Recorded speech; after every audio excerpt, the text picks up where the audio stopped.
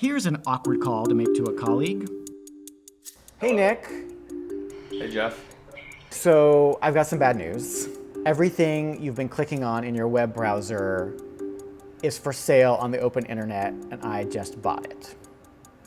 How could something like that have happened? It's actually pretty easy. Okay, now that's scary. How did this happen to Nick? Through a browser extension. They're little applications you install in Chrome, Firefox, or Opera to make browsing the web better. But it turns out a distressing number of extensions are covertly in the business of spying on you and selling the data. Even more disturbing, what happened to Nick has also been happening to at least 4 million other people. Personal information and corporate secrets leaking right onto the internet. And we can't count on our browsers to stop it. I had no idea how bad the problem was until I heard from this guy, Sam Jadali. He's an independent researcher who's been studying the secret lives of web browsers. A few months ago, Sam discovered some of his clients' data was available for sale on a website called Nacho Analytics. Anyone who paid the site at least $49 per month could get reports on websites, including exactly what people were clicking in near real time. I had to see it to believe it. What are we about to see now? So I'm about to show you data that we can find on Microsoft OneDrive. Microsoft OneDrive, that's like Dropbox or Google Drive is where people store all kinds of files for work, for home. What kinds of files have you found in there?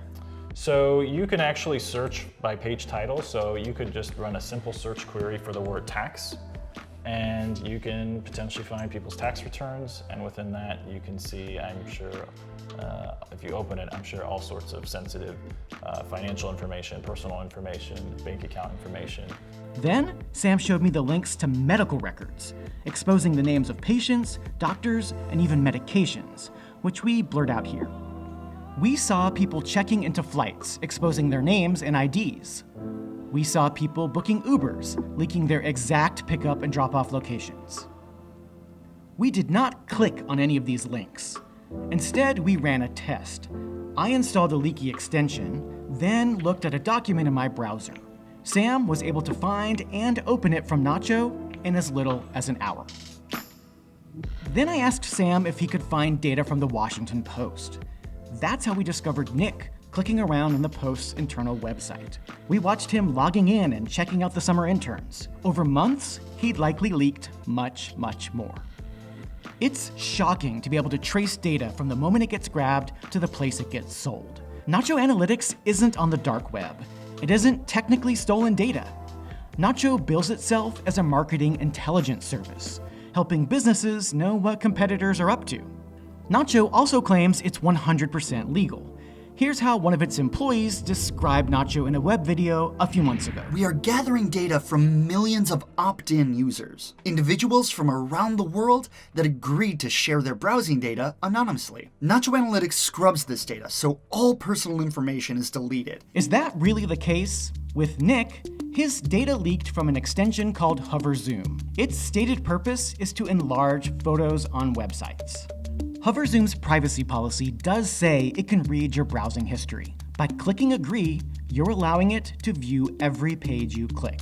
But the messages you see while installing Hover Zoom hardly suggest they're in the data business.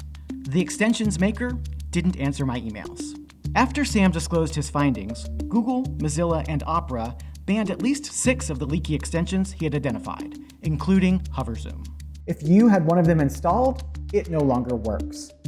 Since the shutoff, Nacho Analytics has told customers that it suffered a permanent data outage and could no longer serve them.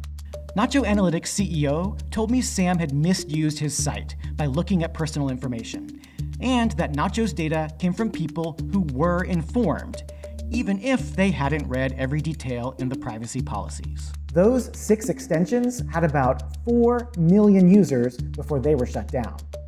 But just because they're gone doesn't mean your personal data isn't at risk.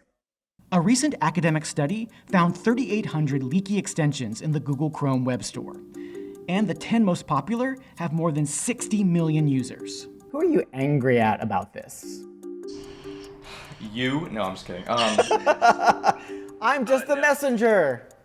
Yeah, I can't be mad at the messenger. Well, I'm angry at Google maybe for being permissive of certain things like this and to promote a marketplace and a culture that allows this to happen. I think that's right. If I've fallen for using this extension, I know hundreds of thousands of other people easily have also